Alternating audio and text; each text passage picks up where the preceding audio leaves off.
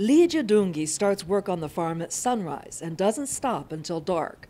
Her husband, John Middleton, joins her whenever he's not working his other job at Gardens of Egan. They have no help other than the occasional volunteer. They are that passionate about growing organic food. Nature and the soil and sun, all there together with you. I don't know, seems like you are part of something bigger. Everything we do every day is all about, what our personal values and what we offer, think is our gift to other people. They've been growing food here in Farmington for 2 years, calling their farm Fazenda Boa Terra, which is Portuguese for Farm of the Good Earth. Their customers, including the 60 members of their CSA, are thrilled. My friends and family that see all the vegetables that we have in our house, they absolutely love it. Absolutely love it. And it saves us a ton of money, too. The onions are my favorite. Are your favorite? What about you, Mandy? The tomatoes. Tomatoes. Right now we're excited about squash season starting. Honestly, I haven't met a vegetable here I didn't like. The food is so good, like the potatoes too was my... I said, wow, this potato doesn't taste like dirt, tastes like a potato. I never tasted anything like that before. But now their farming business is in jeopardy. In September, they were stunned to hear they had lost their lease and have to vacate their land and their house by the end of the year. It was very disappointing. You really do invest yourself in that piece of ground, and it really is like a piece of you is being pulled out away from you against your will. John moved here from New York State and Lydia from Brazil.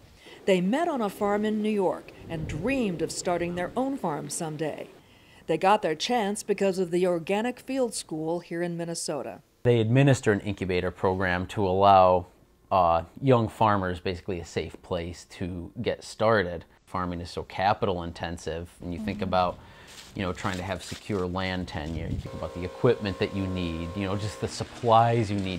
We were able to grow quite a bit within our first 2 years, and I think are hopefully in a pretty good position where we can continue to grow. Losing their land is a huge setback. You can't walk away with all the investment you put into a piece of earth. You can look at it in dollars and cents or, just your sweat equity, but the compost and cover cropping seeds and fertility. I mean, you invest a lot in your soil every year.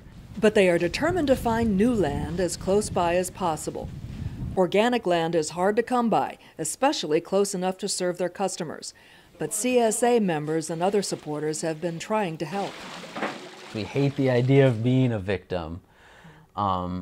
We've had difficulties in our lives where we could have played that, and we've always just fought through it and pushed through it and said, I'm not giving into this. The ideal farm for John and Lydia would be at least 10 acres of organic land, with water, a house, and at least one outbuilding that is certifiable. The land should be within 45 minutes of Northfield. They know they may have to compromise, but whatever happens, Lydia and John can't imagine doing anything besides farming. Sometimes you're out there, like I said, you have these doubts, like, why are we doing this? This is crazy, yeah. I'm so tired. But you realize it's absolutely worth it. If you know of available land for the new Fazenda Boa Terra, please contact John and Lydia at farmers@fazendaboaterra.com.